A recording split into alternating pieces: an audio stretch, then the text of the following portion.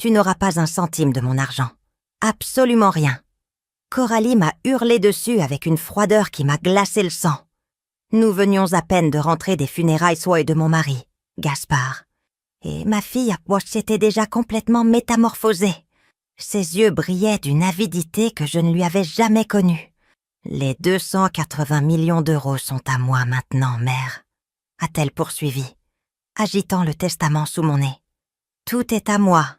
Et toi, tu n'as plus ta place ici. » 12 heures. À peine 12 heures s'étaient écoulées depuis que nous avions mis en terre l'amour de ma vie. Et ma propre fille me mettait à la porte du foyer que nous avions construit ensemble pendant 40 ans de mariage. « Coralie, je t'en prie, » ai-je murmuré, encore vêtue de noir, mon maquillage brouillé par les larmes. « Nous venons d'enterrer ton père. Comment peux-tu être si cruelle? »« Cruelle ?» Elle a ri avec mépris. « Tu sais ce qui est cruel, mère? C'est que pendant toutes ces années, tu as vécu comme une parasite grâce à l'argent de papa. Mais cette époque est révolue. Cette maison est à moi. L'argent est à moi. Et toi, tu es superflu. » L'avocat, maître Fournier, s'est raclé la gorge, mal à l'aise, dans un coin du salon. C'est lui qui avait lu le testament ce matin-là, confirmant que Gaspard avait légué toute sa fortune à notre fille unique. Mais quelque chose dans son regard me disait qu'il y avait plus que cela. « Tu as 24 heures pour partir, » a déclaré Coralie, arpentant la pièce comme une conquérante. « Et ne t'avise plus de me déranger. Tu n'es pas ma responsabilité. Pendant 40 ans, tu as vécu au crochet de papa. Mais maintenant tu vas apprendre ce que c'est que de travailler pour de vrai. » Mes mains tremblaient, non de peur, mais d'une indignation qui grandissait comme un feu dans ma poitrine. C'était la petite fille que j'avais tenue dans mes bras, celle à qui j'avais appris à marcher, celle que j'avais consolée à travers chaque cauchemar. « Vous avez bien lu l'intégralité du testament, au moins », a soudainement murmuré maître Fournier, et quelque chose dans son ton a stoppé Coralie net. « Qu'est-ce que ça veut dire ?» a sèchement répliqué ma fille. Mais pour la première fois depuis la lecture, j'ai vu une lueur d'incertitude dans ses yeux. Maître Fournier a échangé un regard avec moi, et j'ai su exactement à quoi il faisait allusion. Un sourire presque imperceptible a effleuré mes lèvres, tandis que je voyais le visage de Coralie commencer à pâlir. « Rien d'important, » a répondu l'avocat. Mais son rictus disait le contraire. « Je suppose que vous le découvrirez bien assez tôt. » Coralie s'est approchée de moi d'un pas menaçant. Je me fiche de ce que dit ce papier. L'argent est à moi. Cette maison est à moi. Et tu pars maintenant. Elle m'a poussée vers la porte avec une telle force que j'ai failli perdre l'équilibre. Et tu sais quoi d'autre? Je ne veux plus te voir à aucun enterrement. À partir d'aujourd'hui, tu es morte pour moi. Le claquement de la porte a résonné dans la maison comme un coup de feu. Je suis restée dans le jardin, sous la pluie fine qui avait commencé à tomber. Je regardais la maison où j'avais été heureuse pendant 4 décennies, les fenêtres que nous avions choisies ensemble, le jardin que nous avions planté, les souvenirs qui se transformaient, maintenant, en cendres. J'ai marché lentement vers ma voiture, chaque pas me semblant porter des pierres dans mes chaussures. Ma robe noire se détrempait, mais je m'en fichais. Le froid de la pluie n'était rien comparé à la glace que je sentais dans mon cœur. Maître Fournier est arrivé en courant derrière moi. « Madame Solange, s'il vous plaît, attendez !» a-t-il appelé, s'approchant avec un dossier sous le bras.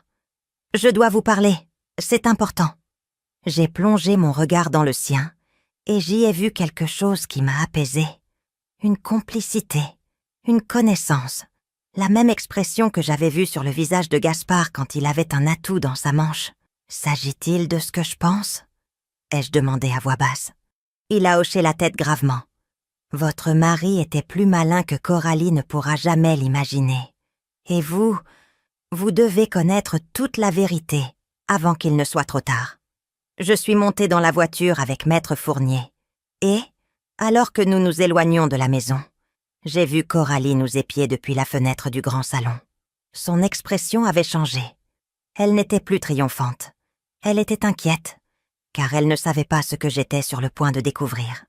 Maître Fournier m'a conduite à son bureau en silence. Pendant le trajet, mon esprit oscillait entre l'incrédulité et une rage sourde qui montait dans ma poitrine comme un feu de forêt. 40 ans. 40 ans de mariage avec Gaspard, à construire non seulement une fortune, mais une famille.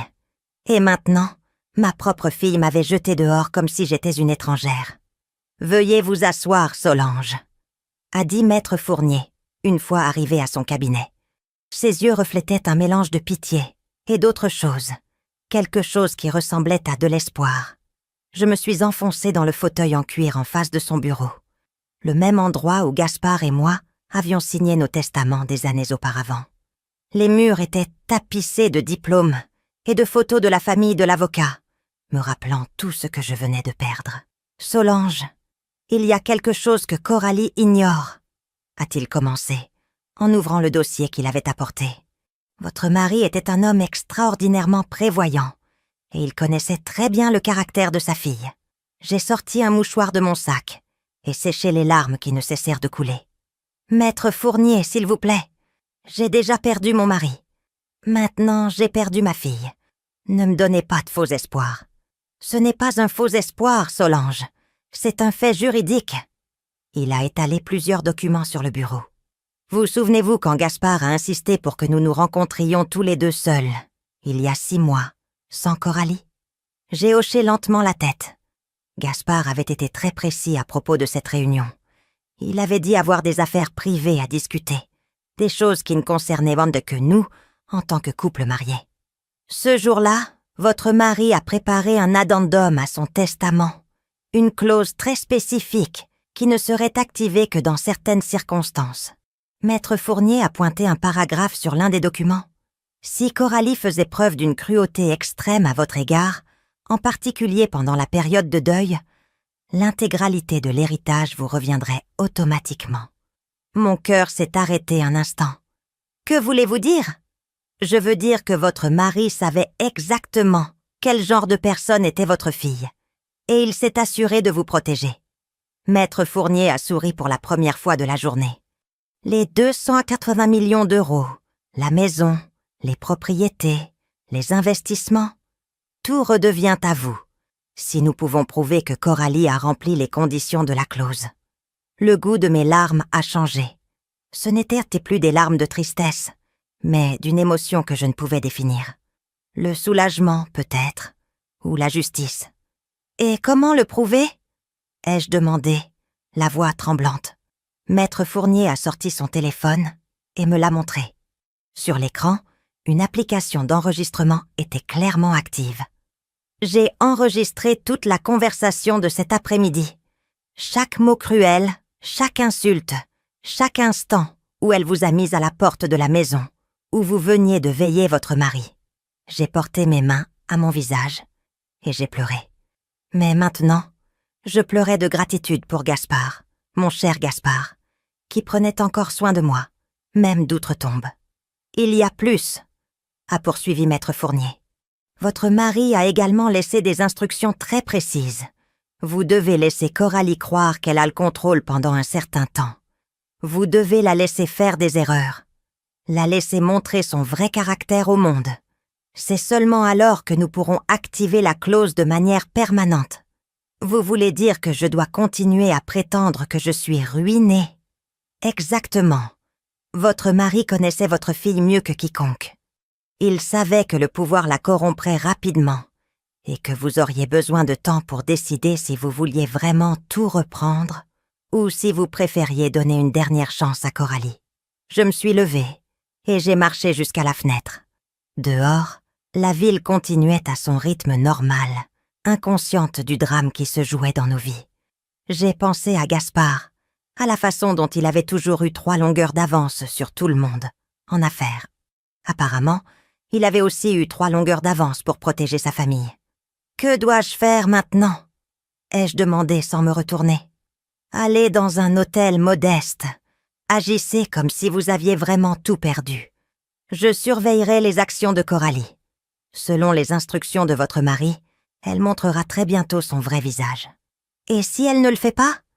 Et si elle a vraiment changé, et que ce n'était qu'une réaction à son chagrin ? Maître Fournier s'est approché et a posé une main paternelle sur mon épaule. « Solange, avec tout le respect que je vous dois, vous et moi savons que cela n'arrivera pas. Coralie a montré qui elle est vraiment aujourd'hui. Votre mari le savait, et c'est pourquoi il a tout préparé. J'ai pris les documents et les ai soigneusement placés dans mon sac. De combien de temps je dispose ? La clause peut être activée à tout moment dans les 6 prochains mois. Mais votre mari a suggéré d'attendre au moins 30 jours pour voir le schéma complet du comportement de Coralie. Nous avons quitté le bureau après le coucher du soleil. Maître Fournier m'a conduite dans un hôtel discret du centre-ville, un endroit que je n'aurais jamais envisagé dans ma vie antérieure, mais qui allait devenir mon foyer temporaire. « Une dernière chose, Solange », a-t-il dit avant de partir. « Votre mari a laissé une lettre pour vous, avec pour instruction de ne vous la donner qu'après que Coralie aurait montré son vrai visage. Il a sorti une enveloppe scellée de sa mallette. Je crois que le moment était venu. Je suis restée seule dans cette petite chambre modeste, avec l'enveloppe entre mes mains tremblantes. Sur le devant, écrit de la main familière de Gaspard, il y avait mon nom, pour ma très chère Solange, la femme la plus forte que je connaisse. Mes mains tremblaient en brisant le sceau de l'enveloppe.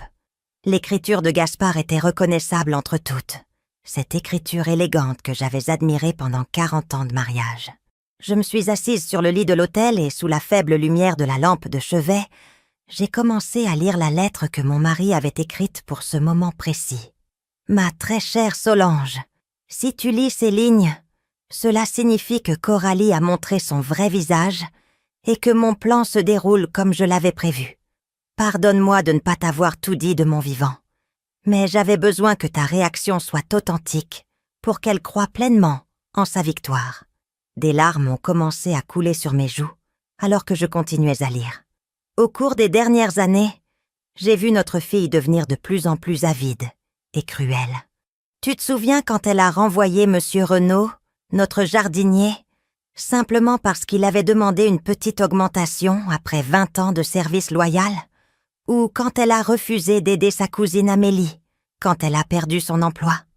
J'ai vu comment elle traite le personnel de maison, comment elle parle des gens avec moins d'argent que nous. J'ai interrompu ma lecture et j'ai regardé par la fenêtre de la chambre. Gaspard avait en effet vu ce que j'avais refusé d'accepter pendant des années. Notre fille était devenue une personne que nous ne reconnaissions pas. Mais il y a autre chose que tu dois savoir, mon amour. Les 280 millions d'euros qui apparaissent dans le testament officiel ne constituent pas toute notre fortune. Il y a des comptes supplémentaires, des propriétés enregistrées à ton nom, des investissements que seuls toi et moi connaissons. Le total réel de notre patrimoine est de 420 millions d'euros. Mon cœur s'est arrêté. 420 millions. Gaspard avait été encore plus perspicace que je ne l'imaginais. Les comptes supplémentaires sont à la Banque nationale de Paris, agence du centre-ville, sous ton nom de jeune fille, Solange Célestine Lefebvre. Le mot de passe est la date de notre premier baiser, le 15 mai 1985. Maître Fournier a tous les documents nécessaires, mais il ne te les donnera que lorsque tu seras prête à prendre le contrôle total. J'ai continué à lire, et chaque ligne révélait à quel point Gaspard avait planifié cette situation en profondeur. Ta tâche maintenant est d'observer. Laisse Coralie croire qu'elle a tout, et tu verras comment le pouvoir absolu corrompt absolument. Elle dépensera, elle dilapidera, et elle montrera son vrai caractère au monde. Quand le moment viendra pour toi de te révéler comme la véritable héritière, elle aura déjà appris la valeur de l'humilité de la manière la plus dure possible. Mais souviens-toi, mon amour, le but n'est pas de la punir, mais de la sauver. Notre fille a perdu son chemin, mais il est encore temps pour elle de retrouver son vrai cœur. Ce n'est qu'à travers la perte qu'elle pourra apprécier ce qui compte vraiment. La lettre continuait, avec des instructions spécifiques. Gaspard avait préparé chaque détail, y compris les contacts d'amis de confiance qui m'aideraient pendant cette période de transition, et un plan étape par étape pour récupérer non seulement ma fortune, mais aussi, il l'espérait, notre fille. Je te fais confiance pour prendre les bonnes décisions au bon moment.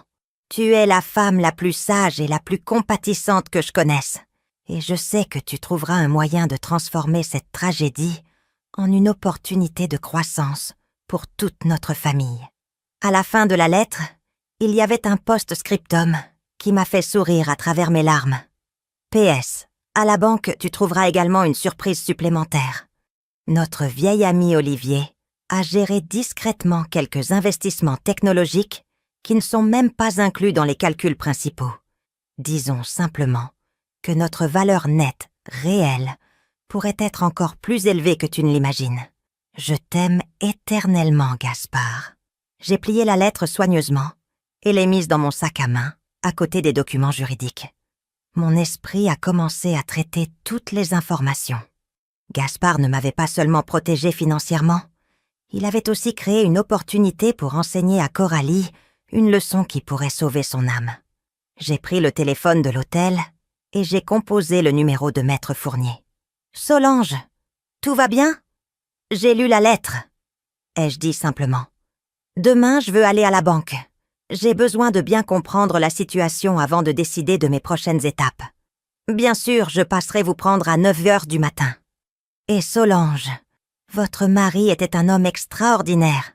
Ce qu'il a fait pour vous, pour votre famille, est l'acte d'amour le plus profond que j'ai vu en 30 ans de carrière d'avocat.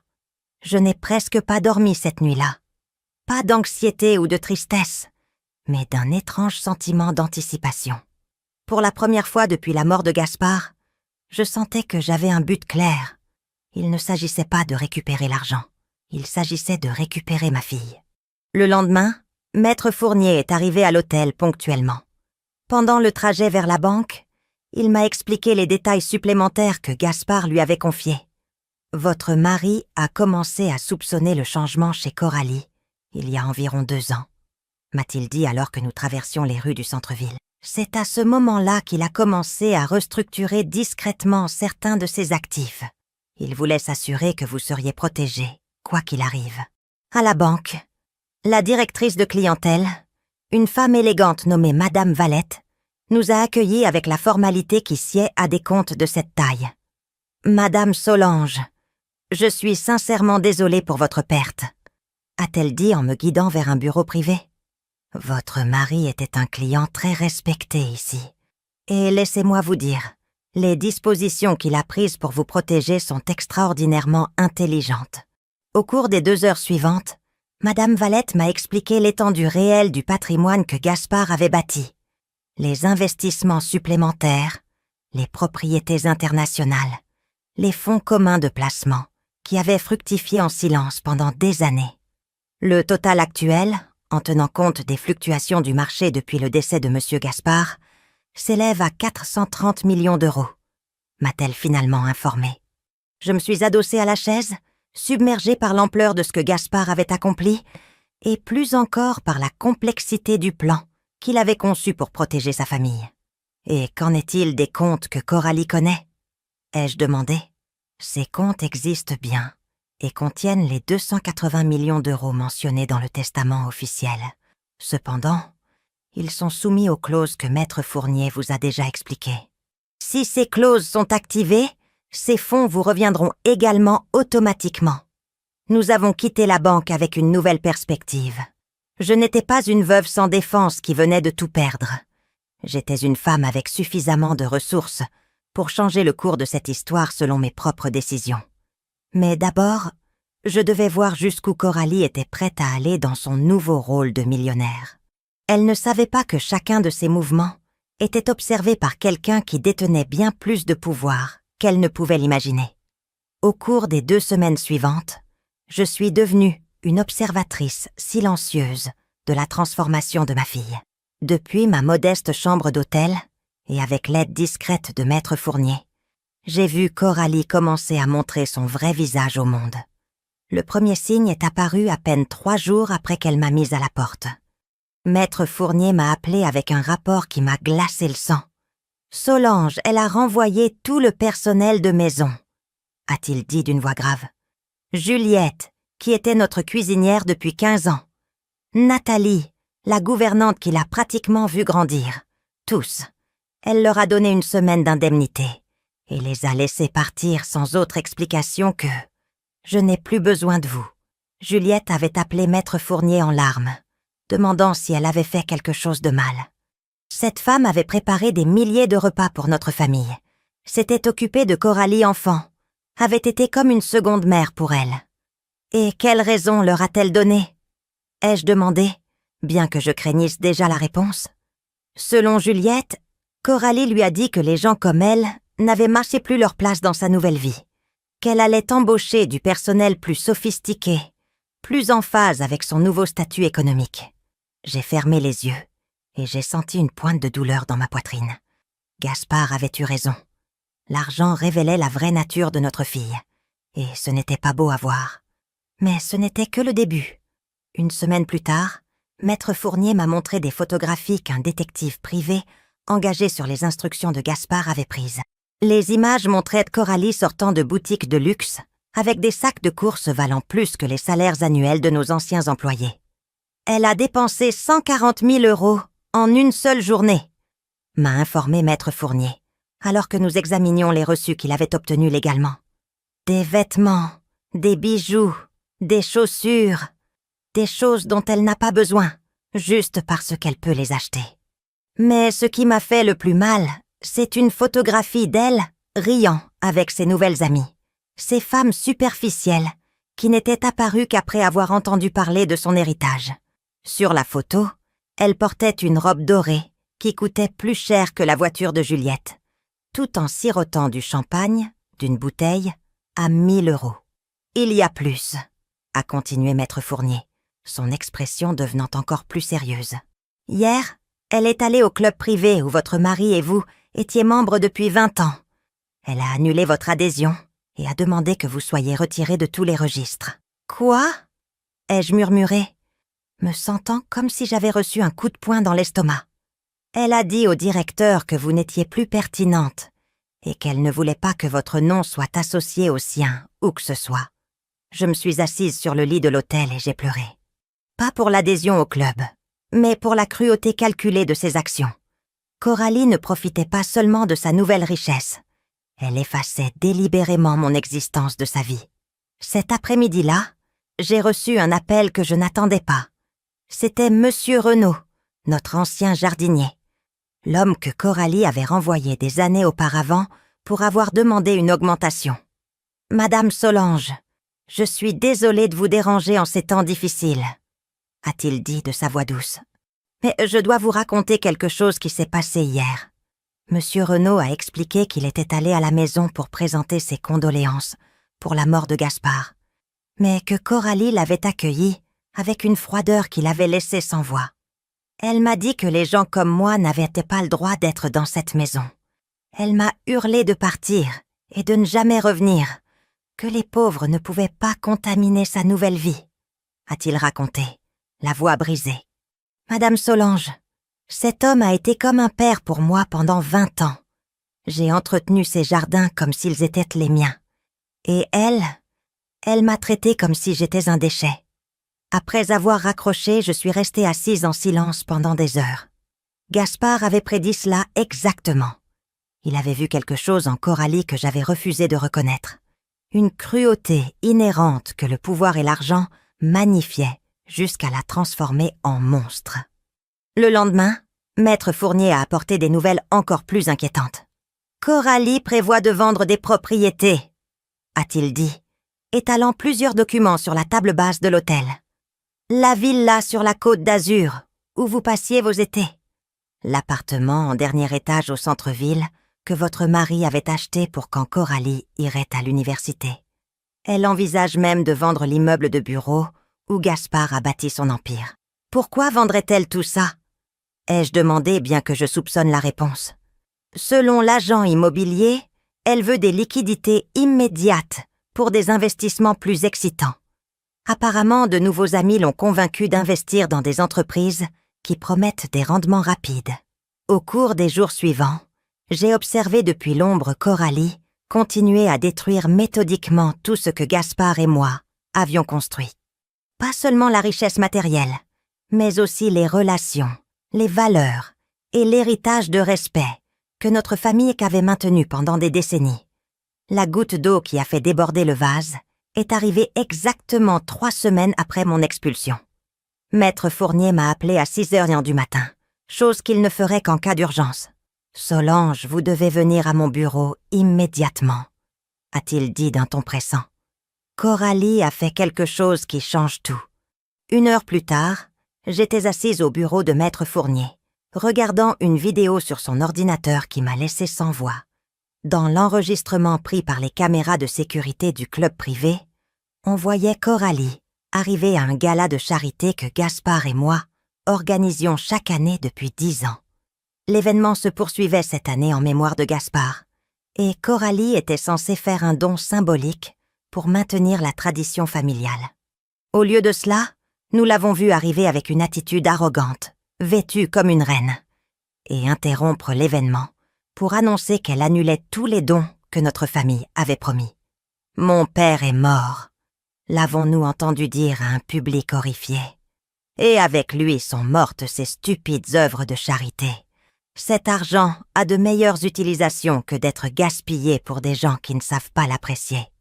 Les visages de choc et de dégoût dans la vidéo étaient palpables.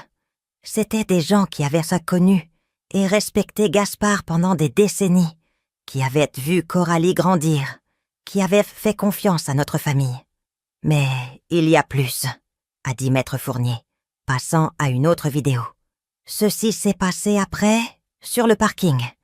Dans ce second enregistrement, nous avons vu Coralie être confrontée par Mathieu, un vieil ami de Gaspard qui dirigeait l'une des fondations bénéficiant de nos dons. « Coralie, ton père aurait honte », disait Mathieu avec une tristesse évidente. « Ces dons aident des centaines de familles dans le besoin.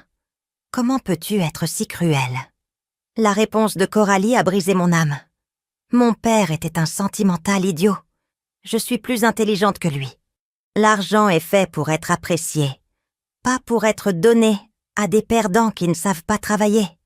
Maître Fournier a arrêté la vidéo et m'a regardé droit dans les yeux. « Solange, je pense que le moment est venu d'activer les clauses du testament. Votre fille a franchi toutes les limites possibles. Mais j'avais d'autres plans. Gaspard ne m'avait pas seulement donné les outils juridiques pour tout récupérer, mais aussi la sagesse de comprendre qu'il ne s'agissait pas seulement d'argent. Il s'agissait de sauver l'âme de ma fille avant qu'il ne soit trop tard. « Pas encore, Maître Fournier », lui ai-je dit avec une détermination que je n'avais pas ressentie depuis des semaines. « D'abord, je vais lui donner l'opportunité de faire face aux conséquences de ses propres actions. Je n'ai pas eu à attendre longtemps pour voir l'univers commencer à réclamer son dû à Coralie. Les conséquences sont arrivées exactement 1 mois après qu'elle m'a mise à la porte, et elles sont venues sous la forme qu'elle attendait le moins. Ses propres amis. Maître Fournier m'a appelé un matin avec des nouvelles qui, tout en me procurant une satisfaction amère, m'ont aussi rempli d'inquiétude maternelle. « Solange, les nouveaux partenaires d'investissement de Coralie ont disparu », a-t-il dit d'un ton grave. Ils ont emporté 45 millions d'euros. Je me suis assise lentement sur la chaise de ma chambre d'hôtel, traitant l'information. 45 millions d'euros. Un 6e de l'héritage que Coralie croyait contrôler entièrement. Comment est-ce arrivé ? Ai-je demandé, bien qu'une partie de moi le sache déjà. Gaspard disait toujours que les escrocs pouvaient ressentir l'avidité et l'inexpérience à des kilomètres. Selon le détective privé qui surveille toujours ses activités, Coralie a rencontré ses entrepreneurs lors d'une fête exclusive il y a 3 semaines. Ils lui ont promis de doubler son investissement en 6 mois grâce à une entreprise d'importation d'art européen. Maître Fournier m'a envoyé les détails par SMS pendant que nous parlions. Les noms des escrocs, leurs alias, les faux comptes bancaires qu'il avait utilisés. Tout cela avait été une opération sophistiquée, ciblant spécifiquement les nouveaux riches héritiers, comme Coralie. Le pire, c'est qu'elle a signé les documents sans me consulter, a poursuivi Maître Fournier.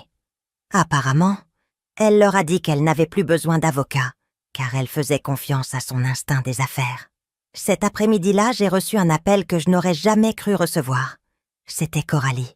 Sa voix semblait différente, plus petite, effrayée. « Maman », a-t-elle murmuré. Et pendant un instant, Elle a ressemblé à la petite fille que je consolais quand elle faisait des cauchemars. « Bonjour, Coralie !» ai-je répondu calmement, me préparant mentalement à ce qui allait suivre. « J'ai besoin de te parler. Pourrions-nous nous voir? Où voudrais-tu nous rencontrer ?» ai-je demandé, remarquant comment elle évitait de mentionner la maison. « Notre maison. Pourrais-tu venir à la maison, s'il te plaît ?» 30 minutes plus tard, j'étais devant la porte d'entrée de la maison où j'avais été heureuse pendant 40 ans. Coralie a ouvert immédiatement, comme si elle avait attendu près de la fenêtre. Elle avait l'air terrible. Ses cheveux parfaitement coiffés étaient en désordre. Son maquillage était maculé, et elle portait la même robe verte de la veille. « Entre, s'il te plaît », a-t-elle dit, en évitant mon regard. La maison était méconnaissable. Les meubles que Gaspard et moi avions choisis ensemble avaient été remplacés par des pièces froides et modernes.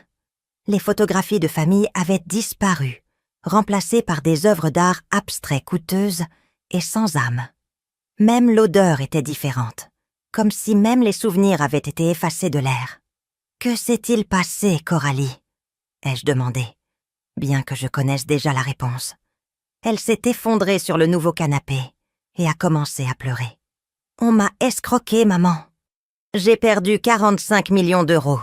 Ces hommes en qui j'avais confiance, ils ont disparu avec tout. » Je me suis assise à côté d'elle, luttant contre l'envie maternelle de la réconforter immédiatement.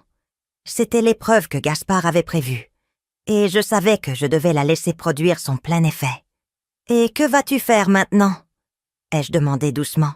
« Je ne sais pas. Les avocats que j'ai consultés disent qu'il est presque impossible de récupérer l'argent. Les escrocs ont utilisé de fausses identités et des comptes dans des paradis fiscaux. Maître Fournier a refusé de m'aider quand je lui ai demandé de prendre l'affaire. Bien sûr, Maître Fournier avait refusé. Il savait parfaitement que cette situation faisait partie du plan de Gaspard pour enseigner à Coralie les conséquences de ses actes. « Coralie, pourquoi m'as-tu appelée ?» ai-je demandé directement. Elle a levé les yeux vers moi, et pour la première fois depuis des mois, j'ai vu quelque chose qui ressemblait à de l'humilité dans ses yeux. Parce que j'ai réalisé que je n'ai personne d'autre. Tous ces amis que je croyais avoir se sont évanouis dès qu'ils ont entendu parler de l'argent perdu. Et moi, j'ai traité horriblement toutes les personnes qui m'aimaient vraiment. Les larmes coulèrent plus fort. Surtout toi, maman. Ce que je t'ai fait était impardonnable. Je t'ai mise à la porte de la maison juste après les funérailles de papa, quand tu avais le plus besoin de moi. J'ai été cruelle, j'ai été horrible avec toi. C'était la première fois que je l'entendais assumer la responsabilité de ses actes depuis des années. Mais je savais que nous n'avions pas encore touché le fond de cette leçon. « Et qu'attends-tu de moi maintenant ?» lui ai-je demandé. « Je ne sais pas, » a-t-elle admis. « Je sais que je ne mérite pas ton aide après ce que j'ai fait, mais pourrais-tu rester? Pourrais-tu m'aider à trouver comment sortir de ce pétrin ?» J'ai accepté de rester cette nuit-là, mais pas dans mon ancienne chambre principale. Coralie avait transformé cet espace en le sien, enlevant toute trace de Gaspard. Au lieu de cela, j'ai dormi dans la chambre d'amis. Un rappel constant de la façon dont mon statut dans cette maison avait changé. Au cours des jours suivants, j'ai observé Coralie se débattre avec la réalité de ses décisions. L'argent restant était encore une fortune considérable, mais la perte l'avait profondément effrayée. Pour la première fois de sa vie, elle comprenait que l'argent n'était pas infini et que les mauvaises décisions avaient des conséquences réelles. « Maman, tu penses que papa serait déçu de moi ?» a-t-elle demandé un soir, alors que nous dînions en silence. La question m'a brisé le cœur car je savais que Gaspard avait prévu cette situation exacte. Il avait aimé sa fille assez pour lui permettre de faire des erreurs douloureuses, si cela signifiait qu'elle apprendrait des leçons cruciales. « Ton père t'aimait profondément, Coralie, mais il appréciait aussi l'honnêteté, la compassion et la responsabilité. Qu'en penses-tu » Elle a baissé les yeux. Je pense qu'il serait très déçu. Pas seulement à cause de l'argent perdu, mais à cause de la façon dont j'ai traité les gens. Toi, Juliette, Monsieur Renaud, tous ceux qui nous ont aimés pendant des années. Et que comptes-tu faire à ce sujet ? Je ne sais pas s'il y a quelque chose que je puisse faire. Certaines choses ne peuvent pas être défaites, n'est-ce pas? Cette question m'a montré qu'elle commençait enfin à comprendre la gravité de ses actions. Mais l'épreuve la plus importante était encore à venir. 3 jours plus tard, la deuxième crise a frappé. Maître Fournier m'a appelé tôt le matin avec des nouvelles que je savais finir par arriver. Solange, la banque demande des audits de tous les comptes de la succession. Apparemment, quelqu'un a signalé des mouvements suspects après l'escroquerie. Qu'est-ce que ça veut dire? Ça veut dire qu'ils vont geler temporairement tous les actifs pendant qu'ils enquêtent. Coralie sera effectivement coupée de son argent pendant au moins 2 mois. J'ai raccroché le téléphone et je suis montée pour le dire à Coralie. Sa réaction m'a dit tout ce que j'avais besoin de savoir pour savoir si elle avait vraiment appris quelque chose de cette expérience. Elle est restée silencieuse pendant plusieurs longues minutes, traitant l'information. Puis, à ma surprise, ses premiers mots ne furent pas de panique ou de désespoir. « Je suppose que c'est ce que je mérite », a-t-elle dit d'une voix calme. « Après tout ce que j'ai fait, après la façon dont j'ai traité tout le monde, il est peut-être temps que j'apprenne à vivre comme une personne normale. » Cette réponse m'a donné de l'espoir. Mais je savais que le vrai test viendrait dans les semaines suivantes, quand elle devrait faire face aux conséquences de ses actions sans le filet de sécurité de son héritage. Les 2 mois suivants furent les plus révélateurs de la vie de ma fille. Avec ses comptes bancaires gelés et seulement l'argent liquide qu'elle avait sous la main, Coralie a été forcée de faire face à une réalité qu'elle n'avait jamais connue, la limitation financière. Au début, elle a essayé de maintenir son style de vie extravagant avec les cartes de crédit et les bijoux qu'elle avait achetés. Mais quand les factures ont commencé à s'accumuler et que les paiements sont arrivés à échéance, la réalité l'a frappée comme une gifle froide. « Maman, je ne comprends pas comment ça marche », m'a-t-elle dit un matin, assise à la table de la cuisine, avec une pile de factures devant elle. « Ces chiffres ne collent pas. Les dépenses mensuelles de la maison sont plus élevées que n'importe quel salaire normal. » C'était la première fois de sa vie qu'elle voyait les vrais des factures pour maintenir notre style de vie. Gaspard et moi avions toujours tout géré, la protégeant des responsabilités financières, au point de la transformer en une adulte qui ne connaissait pas le vrai prix des choses. « Combien penses-tu que cela coûte d'entretenir cette maison chaque mois ?» ai-je demandé, vraiment curieuse de savoir si elle avait une quelconque notion de la réalité. « Je ne sais pas. 5 000 €? A-t-elle répondu avec incertitude. « 20 000 €, ai-je dit, en lui montrant les factures d'électricité, d'entretien, d'assurance et du personnel de nettoyage qu'elle avait embauché après avoir renvoyé nos fidèles employés. Son visage est devenu pâle. 20 000 € par mois. Et ça, c'est sans compter la nourriture, l'essence ou les dépenses personnelles. Juste pour garder les lumières allumées et la maison en état de marche. » C'est alors qu'elle a vraiment commencé à comprendre l'ampleur de sa situation. Sans accès aux comptes principaux et avec les dépenses fixes qu'elle avait créées, elle était à court d'argent, rapidement. « Qu'est-ce que je vais faire ?» a-t-elle murmuré. Et pour la première fois depuis qu'elle était petite fille, j'ai vu une peur réelle dans ses yeux. « Eh bien, » ai-je dit calmement, « tu pourrais commencer par trouver un travail. » Elle a ri amèrement. Un travail? Maman, je ne sais rien faire. Je n'ai jamais travaillé un seul jour de ma vie. Qui va m'embaucher? C'était une question valide et douloureuse. Coralie avait 35 ans avec un diplôme universitaire qu'elle n'avait jamais utilisé et absolument aucune expérience professionnelle. Gaspard et moi pensions la protéger en lui donnant tout ce dont elle avait besoin. Mais en réalité, nous l'avions laissée complètement sans défense dans le monde réel. Au cours de la semaine suivante, j'ai regardé Coralie essayer de trouver du travail. Ses premières tentatives furent pathétiques et révélatrices. Elle a postulé à des postes de direction dans des entreprises prestigieuses, croyant que son nom de famille et son éducation suffiraient. Ils m'ont dit que j'avais besoin d'expérience, m'a-t-elle raconté après son 5e entretien raté. Comment suis-je censée acquérir de l'expérience si personne ne veut me donner une chance? Peut-être devrais-tu commencer par quelque chose de plus basique, ai-je suggéré. Quelque chose où tu peux apprendre en travaillant. Sa fierté a d'abord résisté. L'idée de travailler dans la vente au détail ou le service client lui semblait humiliante.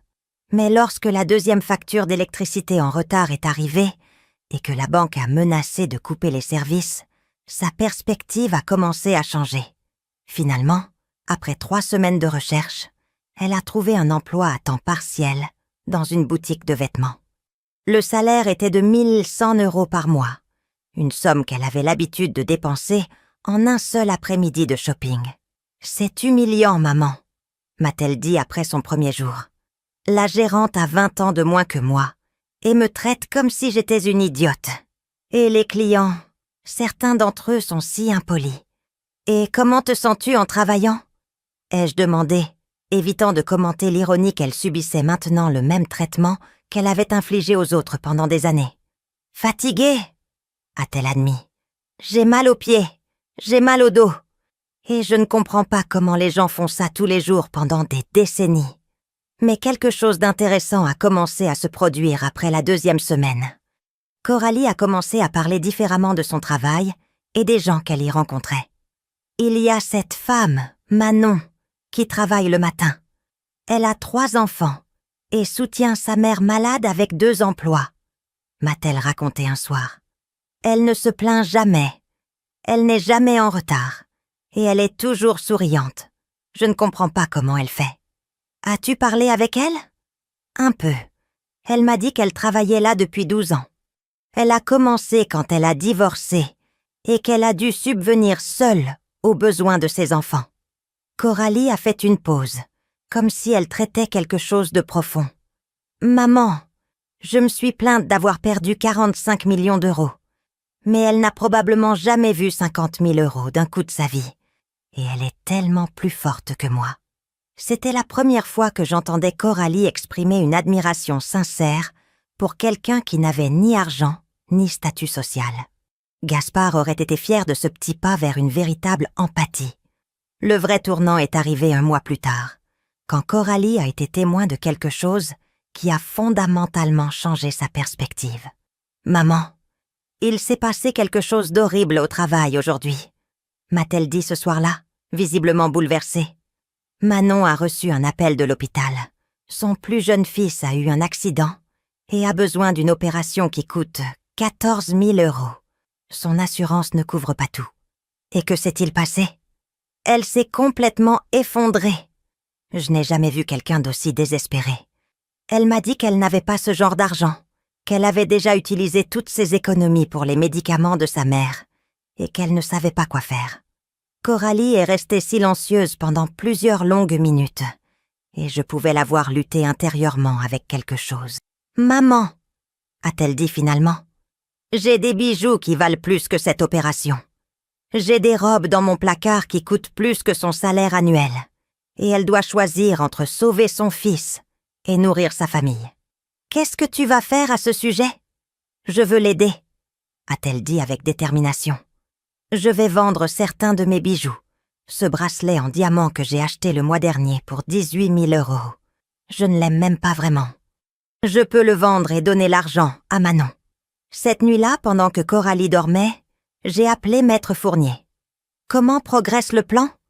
a-t-il demandé. Mieux que Gaspard n'aurait pu l'espérer, ai-je répondu. Je pense qu'elle est vraiment en train de changer.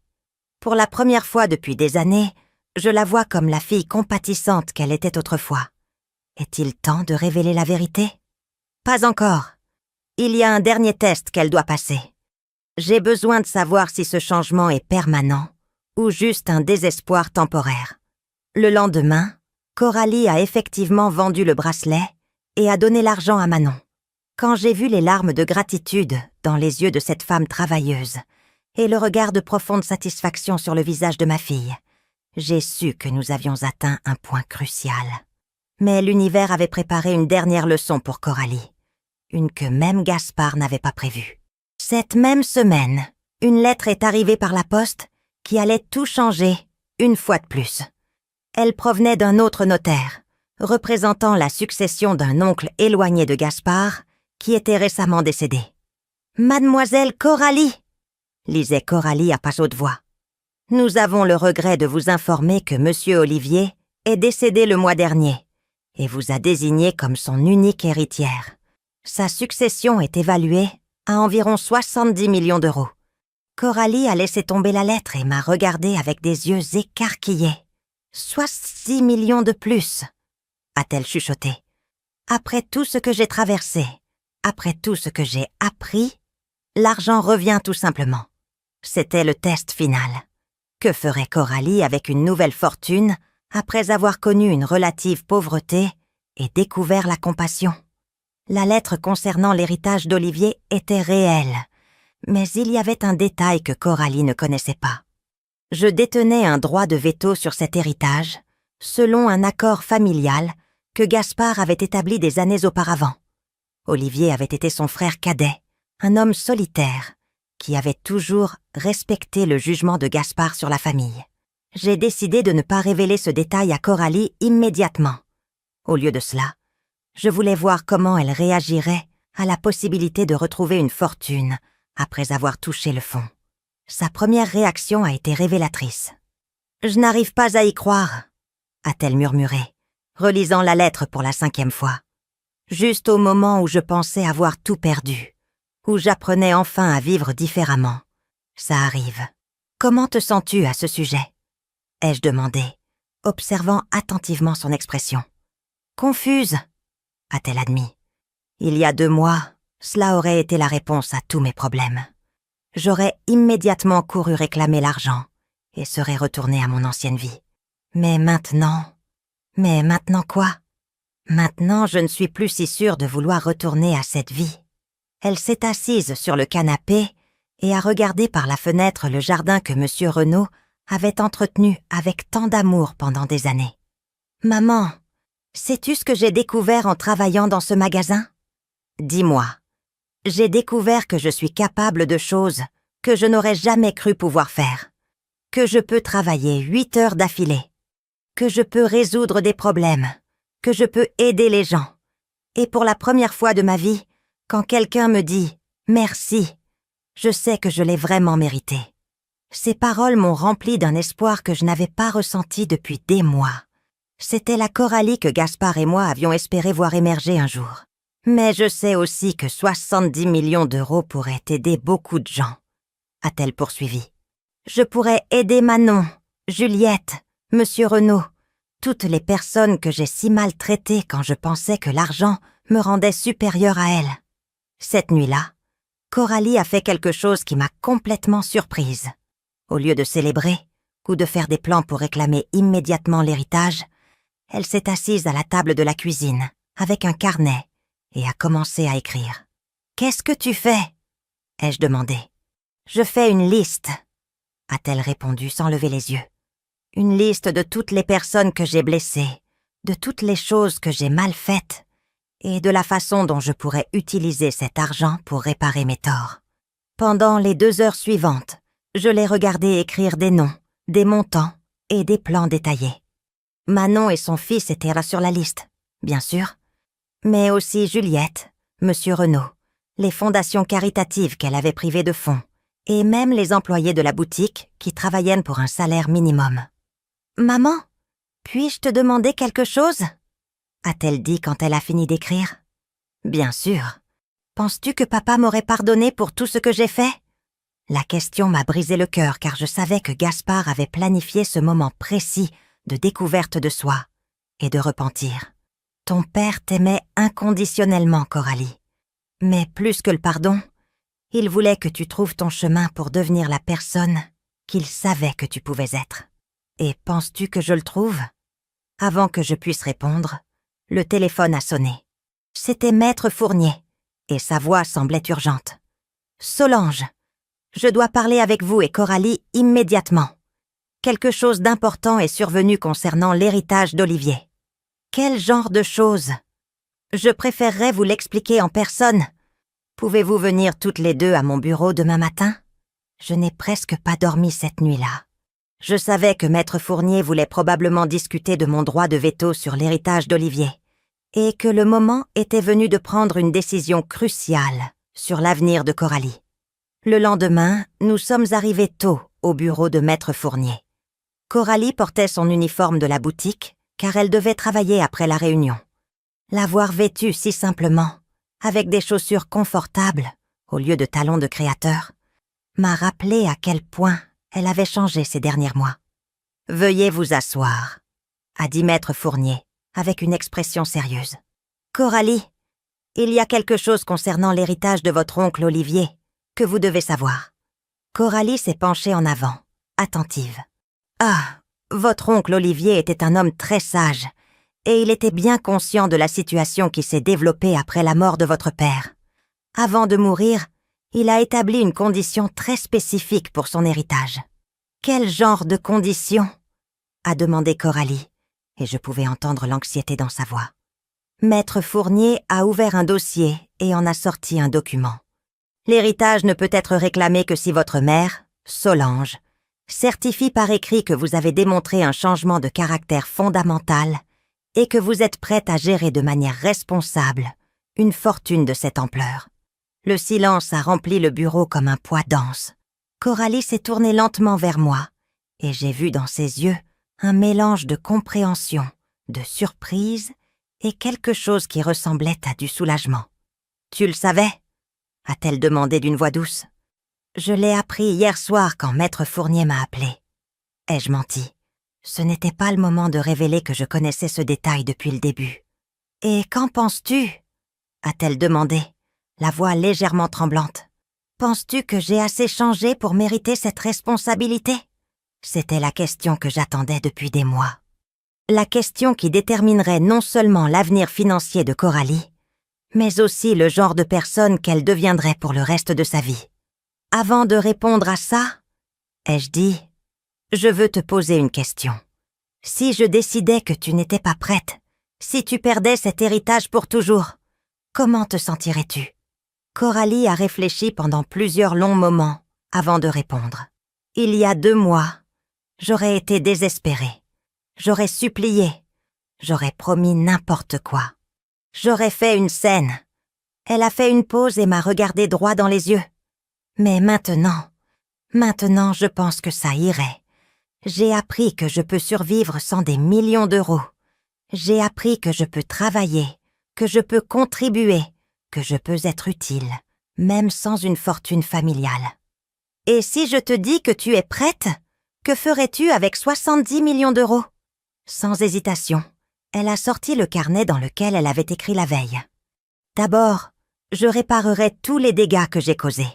Je dédommagerai les personnes que j'ai blessées. Je restaurerai les dons que j'ai annulés et je m'assurerai que personne d'autre ne souffre à cause de mon égoïsme passé.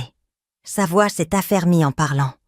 Ensuite, j'utiliserai l'argent pour créer de réelles opportunités. Des bourses d'études, des programmes de formation professionnelle, un soutien pour les mères sur le célibataire comme Manon. Et pour toi? Que resterait-il pour ta vie personnelle? Assez pour vivre confortablement, mais pas de manière extravagante. Je n'ai plus besoin de prouver ma valeur par ce que j'achète ou l'endroit où je vis. Elle a souri avec une chaleur que je n'avais pas vue depuis des années. Maman, ces derniers mois m'ont appris que la vraie richesse n'est pas dans un compte en banque. Elle est dans les relations que tu construis, dans la différence que tu fais dans la vie des autres, dans le fait de pouvoir te regarder dans le miroir et de respecter la personne que tu y vois. Maître Fournier et moi avons échangé un regard. Il était clair que Coralie avait passé le test final. Mais il y avait encore une révélation, une qui changerait tout ce qu'elle pensait savoir sur les derniers mois de sa vie. « Coralie !» ai-je dit, en prenant une profonde inspiration avant de continuer. « Il y a autre chose que tu dois savoir. Quelque chose que ton père a planifié dès le moment où il a commencé à s'inquiéter de ton caractère. » Elle m'a regardée avec curiosité, mais je pouvais voir une lueur d'appréhension dans ses yeux. « Maître Fournier, s'il vous plaît, montrez-lui les vrais documents. » ai-je demandé à l'avocat. Maître Fournier a ouvert un autre dossier, beaucoup plus épais que le précédent, et a étalé plusieurs documents sur le bureau. Coralie les a regardés, ne comprenant pas immédiatement ce qu'elle voyait. « Ce sont les documents du vrai testament de ton père. » ai-je commencé d'une voix calme. « Celui que ton père a préparé, sachant exactement quel genre de réaction tu aurais en croyant avoir tout hérité. « Le vrai testament ?» a chuchoté Coralie, son visage devenant pâle. « Ton père ne t'a jamais laissé les 280 millions d'euros, Coralie. Tout ce qui s'est passé ces derniers mois, tout ce que tu as vécu, faisait partie d'un plan soigneusement conçu pour te sauver de toi-même. J'ai alors tout expliqué ce qui avait été caché pendant des mois. La clause qui me rendait l'héritage, si elle faisait preuve de cruauté, l'existence de comptes supplémentaires que je contrôlais, et la réalité que je n'avais jamais vraiment perdu ma position d'héritière principale. Je savais ce qui se passait depuis le début, ai-je continué, en regardant ses yeux se remplir de larmes de compréhension. Je voulais juste que tu apprennes. Tu veux dire... Sa voix s'est brisée. Je veux dire que ton père t'aimait tellement qu'il était prêt à te faire croire que tu avais perdu son amour pour te sauver. Et j'étais prête à te laisser me mettre à la porte, à me traiter cruellement, à me mépriser, parce que je savais que c'était le seul moyen pour que tu découvres qui tu voulais vraiment être. Coralie s'est complètement effondrée. Ce n'était pas le cri désespéré de quelqu'un qui avait perdu de l'argent, mais le sanglot profond de quelqu'un qui comprenait enfin l'ampleur de l'amour qu'elle avait reçu, sans s'en rendre compte. Papa savait que je deviendrais un monstre. Et pourtant, il a trouvé un moyen de me sauver. Et toi, tu as enduré tout mon venin, sachant que tu pouvais m'arrêter à tout moment. Ton père a écrit dans sa lettre que le but n'était jamais de te punir, mais de te sauver. Et j'étais prête à tout endurer, si cela signifiait récupérer ma fille. Maître Fournier nous a tendu une boîte de mouchoirs et a attendu patiemment que Coralie traite toutes les informations. Alors, les 45 millions d'euros que j'ai perdus à cause des escrocs ? A-t-elle demandé à travers ses sanglots. C'était réel, a répondu Maître Fournier. Cette partie n'était pas planifiée. Votre père avait mis ce montant sur des comptes que vous pouviez réellement utiliser en espérant que vous feriez des erreurs financières qui vous enseigneraient des leçons précieuses. Les escrocs ont simplement accéléré ce processus. Et l'héritage de l'oncle Olivier ? Aussi réel, lui ai-je dit. Mais comme tu le sais maintenant, il était conditionnel à mon approbation. Ton oncle Olivier faisait partie du plan de ton père depuis le début. Coralie est restée silencieuse pendant plusieurs longues minutes, traitant tout ce qu'elle avait appris. Finalement, elle a levé les yeux vers moi avec une expression qui était un mélange de douleur, de gratitude et de quelque chose qui ressemblait à de l'admiration. « Maman, peux-tu me pardonner ?» a-t-elle chuchoté. « Pas seulement pour ces derniers mois, mais pour des années d'égoïsme, de cruauté et d'aveuglement à tout ce que papa et toi avez fait pour moi. Je t'ai déjà pardonné, Coralie. Je t'ai pardonné dès le premier jour, parce que je savais que la fille que j'ai élevée était toujours là, quelque part, sous toute cette amertume et cette avidité. « Et maintenant ?» a-t-elle demandé. « Que se passe-t-il avec tout l'argent, avec le véritable héritage ?» J'ai sorti un document que j'avais préparé la veille, avec l'aide de Maître Fournier. J'ai décidé de tout diviser équitablement entre nous, lui ai-je dit. Mais avec des conditions spécifiques. Ta part sera dans une fiducie gérée conjointement par nous deux. Chaque décision financière majeure devra être prise ensemble, et une part importante doit être désignée pour des causes caritatives et pour réparer les dommages que tu as causés. Si tu n'acceptes pas ces conditions, alors tu recevras une somme fixe pour vivre confortablement. Mais tu n'auras pas accès à la fortune principale. La décision t'appartient. » Coralie n'a pas hésité une seconde. « J'accepte. J'accepte toutes les conditions. » Elle s'est levée de sa chaise et a marché jusqu'à la fenêtre. « Maman, pendant ces derniers mois, j'ai appris quelque chose que je n'avais jamais compris auparavant. L'argent n'a de valeur que si l'on sait comment l'utiliser pour faire le bien. Sans cette sagesse, ce n'est que du papier qui corrompt votre âme. Et ton travail à la boutique ? Je vais continuer à y travailler, a-t-elle répondu avec détermination. Au moins pour un certain temps. Manon et les autres femmes sont devenues mes vraies amies, pas comme ces sangsues qui m'entouraient avant. Et j'aime le sentiment de gagner mon salaire, aussi petit soit-il. Maître Fournier a commencé à préparer les documents officiels, pendant que Coralie et moi discutions des prochaines étapes. Mais il y avait une autre conversation que nous devions avoir.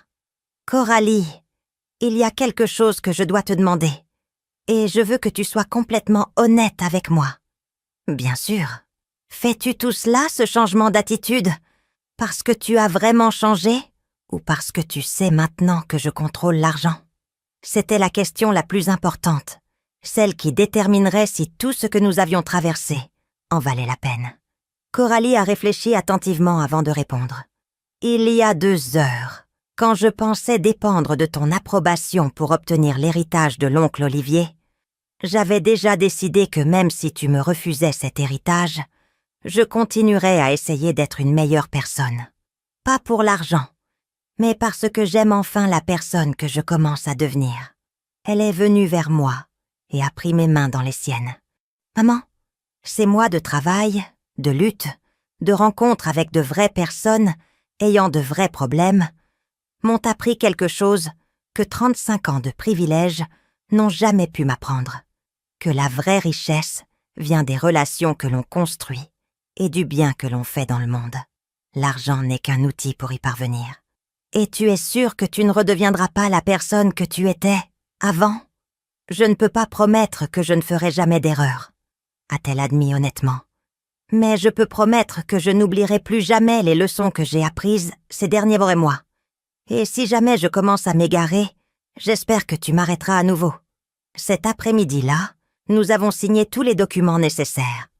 Coralie est officiellement devenue la copropriétaire d'une fortune qui s'élevait maintenant à plus de 500 millions d'euros, y compris l'héritage d'Olivier et les investissements qui avaient fructifié pendant les mois de crise. Mais plus important que n'importe quelle somme d'argent, c'était ce que nous avions récupéré, notre relation de mère et fille et l'opportunité d'utiliser notre richesse pour faire une réelle différence dans le monde. En quittant le bureau de Maître Fournier, Coralie m'a surprise avec une demande inattendue. « Maman, pourrions-nous aller rendre visite à Monsieur Renaud ? Je veux m'excuser auprès de lui personnellement et lui offrir non seulement de reprendre son travail, mais aussi la chance d'agrandir les jardins et peut-être de lancer un programme de formation pour d'autres jardiniers. » En marchant vers la voiture, j'ai réfléchi au miracle dont j'avais été témoin. Gaspard avait eu raison depuis le début. Parfois, pour sauver quelqu'un que l'on aime, il faut être prêt à le laisser toucher le fond, à le laisser apprendre de ses erreurs, à le laisser découvrir par lui-même la valeur de ce qui est important. Mais il y avait encore une dernière surprise, quelque chose que même Gaspard n'avait pas prévu, et qui allait changer notre perspective sur toute cette expérience.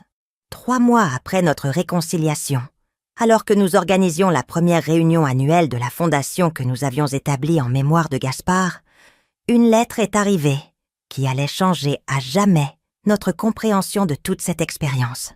Elle provenait d'un notaire de New York nous informant d'un coffre-fort que Gaspard avait gardé secret pendant des années.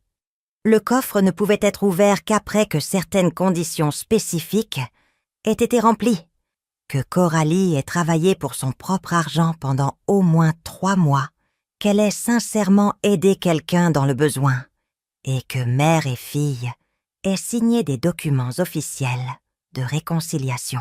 « Papa a vraiment pensé à tout », a murmuré Coralie en lisant la lettre ensemble. Il avait même des plans pour après que nous ayons appris les leçons. Nous avons voyagé à New York cette même semaine.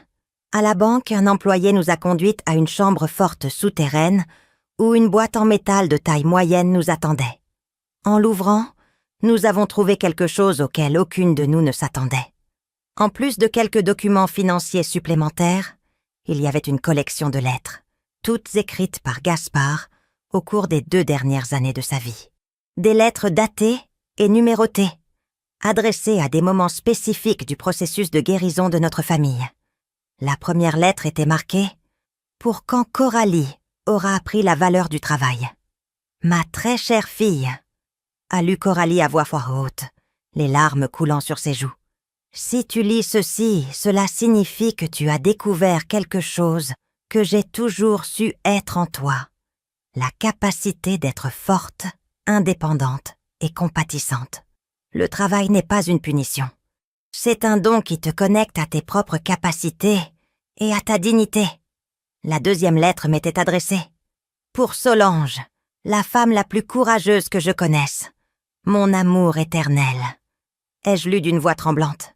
Merci d'avoir été forte quand je ne pouvais pas l'être. Merci d'avoir aimé notre fille, assez pour la laisser faire des erreurs douloureuses. Je sais que ces mois ont été les plus difficiles de ta vie. Mais je sais aussi que tu es la seule personne au monde capable de guider Coralie vers son vrai cœur. Mais la lettre qui nous a le plus touchés était la dernière, marquée « Pour quand mère et fille seront à nouveau une vraie famille. » Mes deux amours, commençait-elle. Si vous lisez ceci ensemble, cela signifie que le miracle que j'espérais s'est vraiment produit. Coralie, tu as découvert que la vraie richesse n'est pas dans ce que tu possèdes, mais dans ce que tu donnes.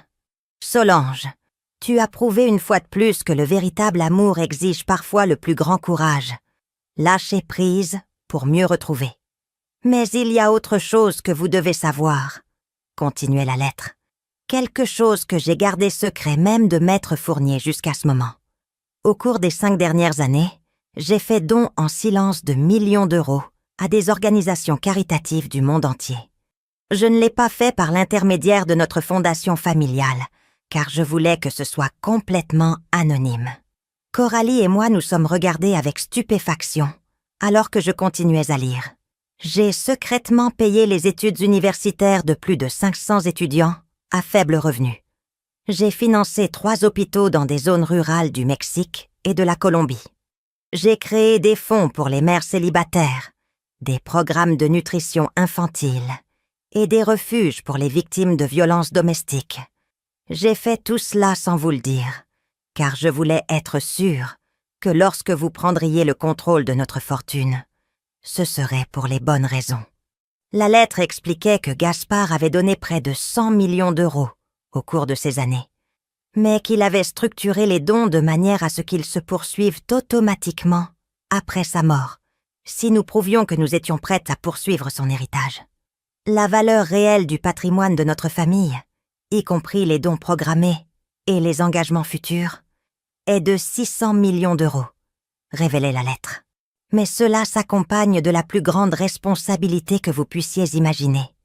Utilisez cette richesse pour changer des vies, pas seulement pour vivre confortablement. À la fin de la lettre, il y avait des instructions spécifiques sur la manière de poursuivre les programmes caritatifs que Gaspard avait établis, les contacts des organisations qui avaient reçu des dons anonymes et un plan détaillé pour étendre ses efforts au cours des 20 prochaines années. PS, se terminait la lettre. Dans ce coffre, vous trouverez également les titres de propriété d'une maison dans chacun des endroits où nous avons aidé. Mexique, Colombie et 3 villes aux États-Unis. Elles ne sont pas destinées à être utilisées comme maisons de vacances, mais comme centre d'opération pour superviser personnellement l'impact de vos dons. Je veux que vous rencontriez les familles que vous aidez, que vous voyez directement comment vos décisions changent de vraie vie. Coralie et moi sommes restées assises en silence pendant plusieurs longues minutes, submergées par l'ampleur de ce que Gaspard avait fait en secret et la responsabilité qui nous incombait désormais. « Maman, » a finalement dit Coralie, « te rends-tu compte de ce que cela signifie ? Cela signifie que ton père ne nous enseignait pas seulement l'argent et le caractère, » ai-je répondu. Il nous préparait à devenir les gardiennes d'un héritage qui va bien au-delà de notre famille. Dans les semaines qui ont suivi, nous avons commencé à contacter les organisations que Gaspard soutenait secrètement. Chaque conversation révélait de nouvelles dimensions de sa générosité discrète. Des directeurs d'orphelinats qui ne savaient pas comment remercier l'ange anonyme qui avait sauvé leurs institutions. Des mères qui avaient pu nourrir leurs enfants grâce aux programmes qu'ils finançaient. Des étudiants qui avaient obtenu leur diplôme universitaire sans savoir qui avait payé leurs études.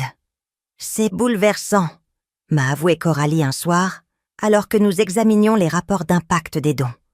Papa a aidé des milliers de personnes sans jamais attendre de reconnaissance ou de gratitude. Comment pouvons-nous être à la hauteur de cet exemple? Nous n'avons pas à être à la hauteur immédiatement, ai-je répondu. Nous devons juste commencer. Un pas à la fois. Une famille à la fois. Nous avons décidé de commencer par visiter les centres que Gaspard avait établis. Notre premier voyage fut dans un hôpital d'une région rurale de Colombie qu'il avait entièrement financé. Voir les médecins sauver des vies avec du matériel que notre argent avait fourni, rencontrer les familles qui avaient reçu des soins gratuits, fut une expérience qui a fondamentalement changé notre perspective sur ce que signifiait être riche. C'est ce que papa voulait que nous comprenions, m'a dit Coralie en tenant un bébé né en bonne santé grâce à une couveuse que nous avions donnée. L'argent n'est pas un prix que nous avons gagné. C'est un outil qui nous a été confié pour faire le travail de Dieu sur terre. 1 an après notre réconciliation, nous avons officiellement créé la Fondation Gaspard, avec Coralie comme directrice exécutive et moi comme présidente du conseil d'administration. Coralie avait quitté son emploi à la boutique, mais avait gardé ses amitiés avec Manon et les autres femmes qu'elle y avait rencontrées. En fait, plusieurs d'entre elles travaillaient maintenant pour notre fondation, utilisant leurs expériences de vie réelles pour identifier et aider les familles dans le besoin. « Tu sais quelle est la partie la plus étrange de tout ça ?» m'a demandé Coralie lors de l'inauguration de notre 10e programme de bourse d'études. « Qu'est-ce que c'est ? Je suis plus heureuse maintenant, en travaillant 14 heures par jour pour aider les autres, que je ne l'ai jamais été quand je pouvais acheter tout ce que je voulais. Papa avait raison. Le vrai bonheur vient du fait de savoir que votre vie a un but plus grand que vous-même. » Cette nuit-là, alors que nous examinions les demandes pour notre nouveau programme de microcrédit pour les mères célibataires, j'ai réfléchi à l'extraordinaire voyage que nous avions parcouru. Gaspard avait orchestré non seulement le salut de l'âme de sa fille, mais la transformation complète de notre famille en quelque chose de bien plus puissant et significatif que nous ne l'avions jamais été. « Maman », a dit Coralie, alors que nous apposions notre approbation sur 50 nouveaux prêts. « Penses-tu que papa serait fier de nous ?» J'ai regardé ma fille, qui était passée d'une héritière égoïste et cruelle à une femme dévouée à changer le monde, une famille, à la fois. J'ai pensé à Gaspard, à son plan incroyablement complexe pour nous sauver tous, à sa foi que l'amour et la sagesse pouvaient triompher de l'avidité et de l'égoïsme. « Je pense que ton père savait exactement ce que nous deviendrions, » ai-je répondu. Et je pense qu'en ce moment, où qu'il soit, il sourit parce que son plan n'a pas seulement fonctionné, mais il a même dépassé ses attentes les plus optimistes. Coralie a souri et a continué à travailler. Dehors, la ville dormait, inconsciente du fait que dans ce modeste bureau, 2 femmes travaillaient tard dans la nuit, planifiant comment utiliser une fortune pour changer le monde. Il ne l'a pas sauvée avec de l'argent. Il l'a sauvée en lui apprenant à se sauver elle-même. Et dans le processus, nous avons découvert que la vraie fortune n'avait jamais été notre richesse financière, mais la capacité infinie du cœur humain à transformer la douleur en compassion, l'égoïsme en générosité et la perte en but. Et Gaspard, mon cher Gaspard, l'avait su depuis le début.